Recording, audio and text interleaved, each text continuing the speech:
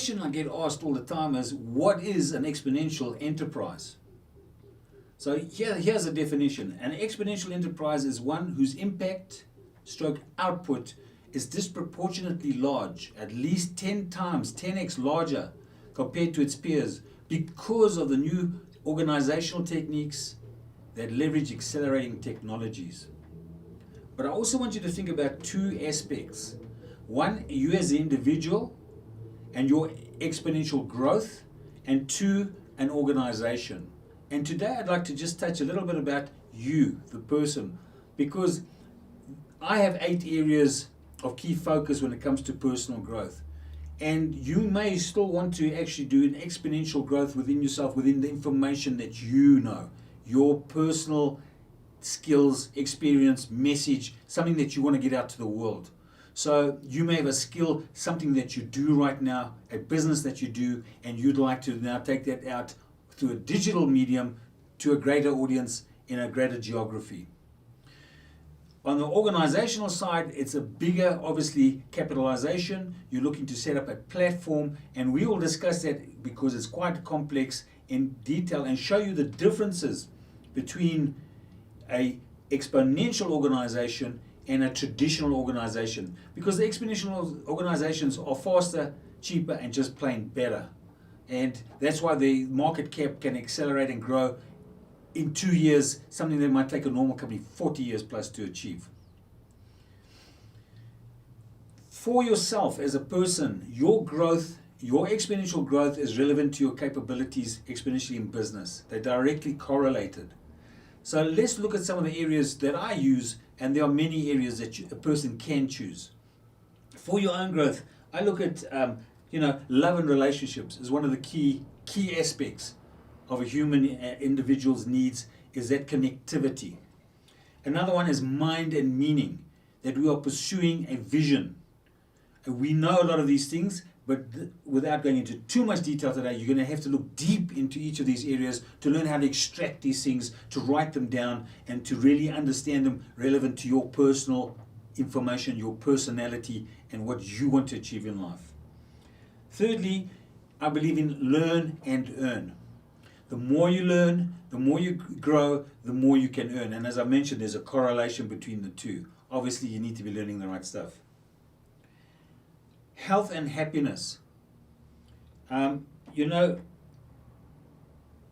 you're unhealthy, it's very difficult to be happy. Not saying that you can't, but it's more difficult.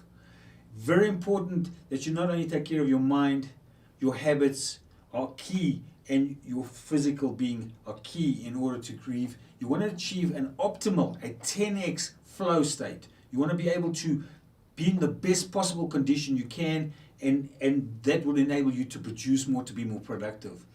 If you are out of kilter with any one of these areas, and they will never be in total unison, total harmony, because you're going to start having to put more energy into one than the other. Everything is a fluctuation. If it was that simple, it'd be fine. But the human condition is complicated. And so you need to try and pull back towards balance, but understand that you are going to be out of balance every now and then. But by having these areas, these key focus areas, you can understand and keep them forth in your mind and keep them in focus. The next one is wealth and lifestyle. A lot of times people will work 18, 16 hours a day. Some people don't want to work at all. But for those that do want to work and do business, they then forfeit their marriage, forfeit their family, forfeit their home life. You don't want to be doing that. If you've ever watched the program Alone, you'll see one of the key things when they're trying to hang out on an island on their own, surviving by themselves to win 500,000 US. In the end of the day, most of them capitulate, not just because they're hungry and miserable, because they are alone. They miss their loved ones, their families. Your wife and family are one of the things that will pull you through the most difficult times in your life. So very important to look at your wealth and lifestyle and understand a balance between the lifestyle you want to live, and you need to design that lifestyle in consequence to the type of wealth that you want to generate and how you want to generate that wealth. What kind of business, how you're going to spend your money, how you're going to earn your money, how you're going to invest your money. These are very big subjects, and these are things you need to start delving into. Career and business, which fits straight into this. So if you're working for an organization, are you climbing the ladder? What cost or time are you going to be required? Are you required to work weekends, nights, all sorts of things?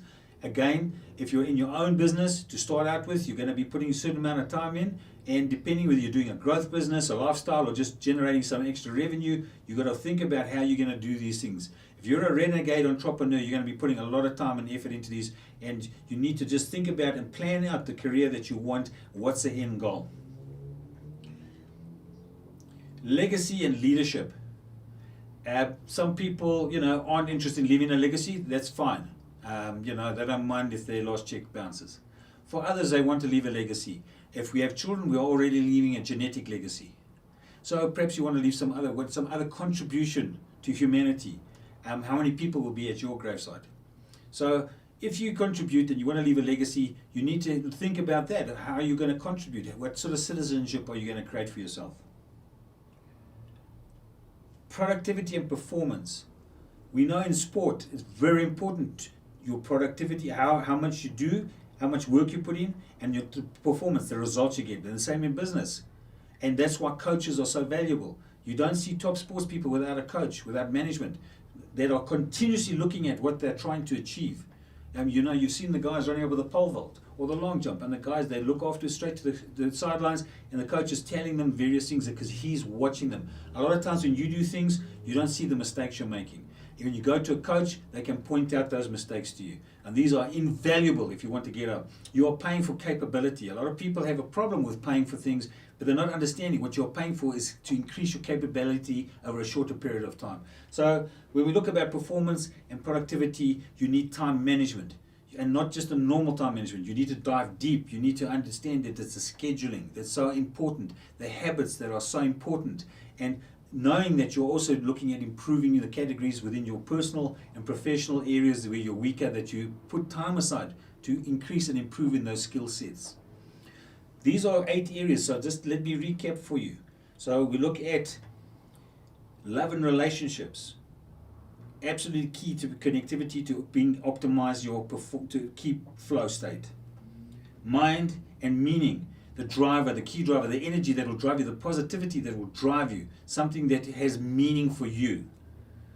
To learn and know, to constantly and have never-ending improvement, from Tony Robbins, to constantly learn to earn more. Health and happiness. Keep your body, your temple, keep exercising. Try and eat reasonably healthy foods. Okay, you can always have a junk day, but it's very important to try and keep yourself in a good physical shape. The other thing, wealth and lifestyle. So, as I've mentioned, your lifestyle can be a great conflict with your wealth building. When you look at your way you spend money, the way you earn money, the way you invest money, and the lifestyle, you don't want to have something, if you want to have more lifestyle, more time with your family, you start working 18 hours a day. It's a conflict. You need to think about these things. Career and business. What career would you be happy in? What business do you want to develop? A lot of times we land up in careers and in business that we never intended. It's as if circumstance overtook us and basically took us down a road, and that's where we landed up. That's why a lot of us are not happy.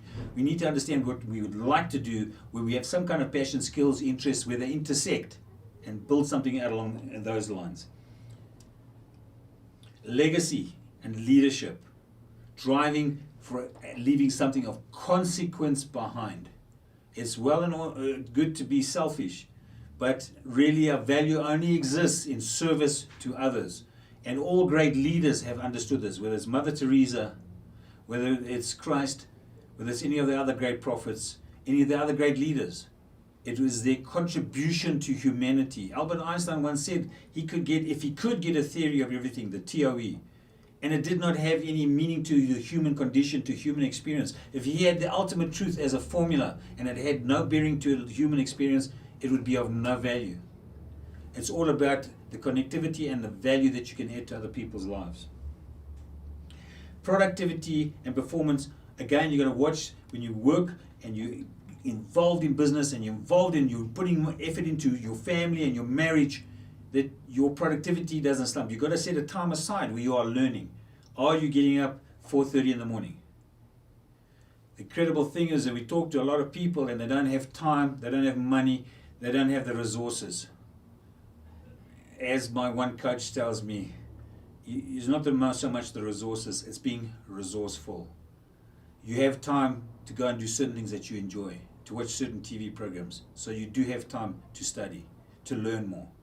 And money, there's more money in ideas that are implemented than in gold. So you need to work hard, balance your life, schedule your life, and try and keep these various areas, key focus areas, in balance. Otherwise, you're going to suffer in one area or the other and be unhappy in another. To keep the flow state, to keep everything moving smoothly as possible with everything that crashes us in life, is really to have a good system in place, a good time management system, a good learning system, and then keep plugging on it and keep plodding on it.